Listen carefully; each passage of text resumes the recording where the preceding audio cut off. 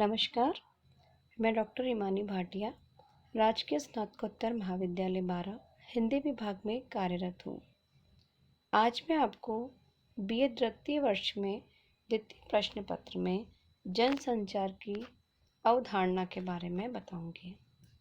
हमारा आज का विषय है जनसंचार। चर्चा के बिंदु हैं जनसंचार की अवधारणा, दूसरा है जनसंपर्क एवं जनसंचार में अंतर, और लास्ट है हमारा जनसंचार के कितने प्रकार या कितने रूप प्रचलित हैं। तो सबसे पहले हम देखेंगे जनसंचार की अवधारणा। भारत में जनसंचार की अवधारणा काफ़ी पुरानी है। श्री P.N. महलन ने भारत की संचार व्यवस्था को महर्षि नारद तथा संजय जैसे चरित्रों से जोड़कर मौर्य वंश तथा मध्यकालीन भारत की संचार व्यवस्था का विस्तार से वर्णन किया है। वस्तुतः संप्रेषण की आवश्यकता मनुष्य को उसी प्रकार है जिस प्रकार भोजन और पानी की है। संप्रेषण या जनसंचार का एक व्यापक अवधारणा है जिसमें मनुष्य द्वारा अभिव्यक्ति के लिए सभी तरह के माध्यम, शब्द, चित्र, संगीत, अभिनय, मुद्रण आदि समाहित किए जा सकते हैं। जितनी पुरानी मानव सभ्यता है और संचार भी उतना ही पुराना है, चाहे केवल दो व्यक्तियों के बीच हो या व्यक्ति समूहों के बीच हो, संचार सभी की आवश्यकता है। ऐसा हमने भी देखा है हर जगह कि संचार की आवश्यकता हर क्षेत्र में है। संचार जीवन में धूप, हवा, पानी की तरह हमेशा अनिवार्य होता है। चाहे काम पर रहे, यात्रा प्रवास में रहे या कहीं भी रहे, मनुष्य सदैव ही संचारत रहते हैं। इसके लिए भाषा का माध्यम होना अनिवार्य नहीं है। संकेत, हाव भाव, ध्वनि, नृत्य, गीत आदि सभी के द्वारा जनसंचार स्थापित किया जा सकता है। इस तरह जनसंचार मानव की सामाजिक मूलभूत आवश्यकता एवं सहज प्रवृत्ति है। इसकी कई विशेषताएं भी हैं कि संचार जटिल, प्रतीकात्मक, समस्या युक्त एवं विरोधाभासी प्रकृति का होता है। क्यों होता है? क्योंकि जनसंचार के बीच में होता है, कई लोग इसमें शामिल होते हैं, लोगों की अलग अलग सोच होती है, उनकी बातों में मतभेद होता है, इसलिए इसको विरोधाभासी प्रकृति का बताया गया है। सामान्य रूप से संचार प्रक्रिया से संदेश का आदान प्रदान होता है। संचार प्रभावी तथा सार्थक होकर भी उत्प्रेरक होता है। इसके अंतर्गत अनुभवों के आदान प्रदान की क्रिया प्रत्यक्ष एवं परोक्ष से संपन्न होती है। संप्रेषक को स्वतः ही उस सूचना, तथ्य और विचार को हृदयंगम कर लेने के बाद श्रोताओं की पसंद और संचार माध्यम पर ध्यान देना पड़ता है। संचार में सफलता और संग्राहकों की सुविधा के लिए उचित भौतिक वातावरण का उपस्थापन करना जरूरी रहता है। संग्राहक पर संदेश के प्रभाव का मूल्यांकन करना अपेक्षित रहता है, और हम ये भी कह सकते हैं कि संचार सदैव सौद्देश्य संतुलित होता है, संग्राहक की क्षमताओं एवं मान्यताओं के अनुरूप तथा समय अनुसार होने पर भी प्रभावी रहता है। तो ये थी हमारी जनसंचार की अवधारणा।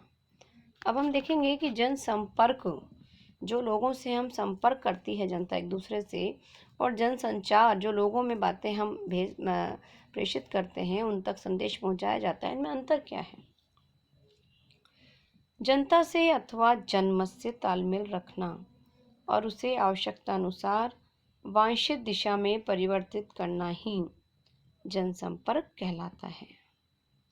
जनसंपर्क का आशय एवं उद्देश्य परस्पर मेलजोल और आपसी विश्वास के आधार पर जनता की सद्भावना प्राप्त करना और सहयोग बनाए रखना है। विद्वानों की मान्यता है कि यदि जनसंचार रथ है तो जनसंपर्क उसका सारथी है। आशय यह है कि जनसंचार को सफल बनाने के लिए जनसंपर्क द्वारा निर्देशन अपरिहार्य है। जनसंचार को यदि विभिन्न माध्यमों मौखिक एवं मुद्रित शब्द, दृश्य श्रव्य साधन, चलचित्र या रेडियो, दूरदर्शन आदि सभी इलेक्ट्रॉनिक उपकरणों की संरचना और उनके प्रयोग का विज्ञान माना जावे तो जनसंपर्क उस कला को कहेंगे जिसकी सहायता से जनसंचार के माध्यमों का प्रयोग करके पब्लिसिटी या प्रचार के लक्ष्यों में अधिक से अधिक सफलता प्राप्त की जा सकती है। इस तरह जनसंपर्क एक कला है जिसकी साधना के लिए जनसंचार साधन उपलब्ध कराता है। ये दोनों समानार्थी न होकर एक दूसरे के पूरक हैं। जनसंचार प्रौद्योगिकी का अर्थ किसी कार्य को संपन्न करने के लिए प्रयुक्त वह प्रविधि या विशेष तकनीकी व्यवस्था है जिससे उक्त काम को निश्चित रूप से संपन्न किया जा सके। जनसंचार प्रौद्योगिकी का आशय यांत्रिक व्यवस्था नहीं है। जनसंचार या सूचना प्रौद्योगिकी के संदर्भ में लिखने के साधन, कागज, कलम आदि तथा भाषा ये सब प्रौद्योगिकी के सम्मिलित रूप हैं। इसके स्वरूप को इस प्रकार स्पष्ट किया जा सकता है कि कागज, कलम, स्याही आदि हार्डवेयर हैं तो भाषा सॉफ्टवेयर है। कंप्यूटर में हार्ड डिस्क, कीबोर्ड, मॉनिटर और अन्य उपकरण हार्डवेयर के अंतर्गत आते हैं, जबकि कंप्यूटर में प्रयुक्त सांकेतिक निर्देश जिनसे उक्त उपकरणों का प्रयोग किया जाता है सॉफ्टवेयर कहलाते हैं। जनसंचार प्रौद्योगिकी में 4 प्रक्रियाओं को अपनाया जाता है: उत्पादों का निर्माण, प्रसंस्करण, पुनरुत्पादन और परावर्तन। जनसंचार प्रौद्योगिकी में विविध प्रविधियों एवं उपकरणों का विशाल स्तर का उपयोग भी किया जाता है।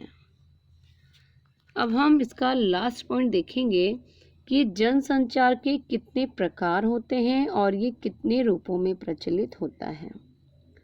तो इसका पहला होता है मुद्रित माध्यम, दूसरा है इलेक्ट्रॉनिक, तीसरा है पारंपरिक और चौथा है अन्य माध्यम। हम देखते हैं कि आधुनिक काल में विभिन्न यंत्रों एवं इलेक्ट्रॉनिक उपकरणों के आविष्कार से जनसंचार की आशा से भी अधिक प्रगति हुई है।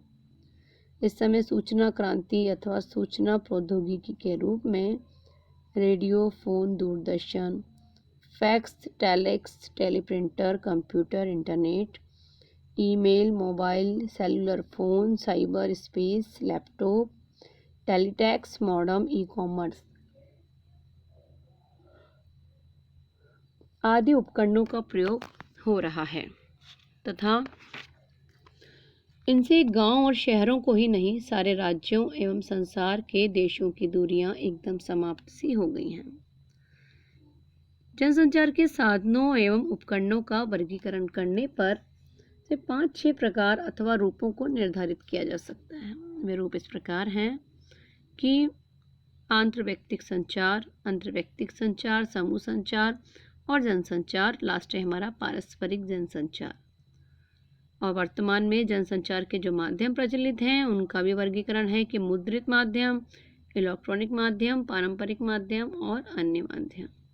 हम पहले भी पढ़ चुके हैं इसके अध्याय से पहले कि जो मुद्रित माध्यम है इसके अंतर्गत दैनिक, मासिक और पाक्षिक आदि सभी तरह के समाचार पत्रों, पत्रिकाओं का समावेश होता है।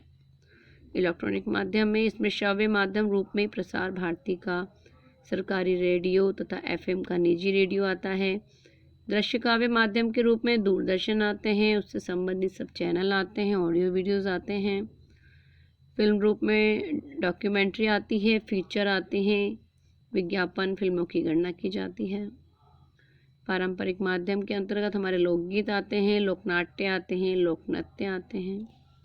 और अन्य माध्यमों में हमारे जनसंपर्क प्रदर्शनी आती है, विज्ञापन एवं प्रचार सामग्री आदि की गणना की जाती है। धन्यवाद।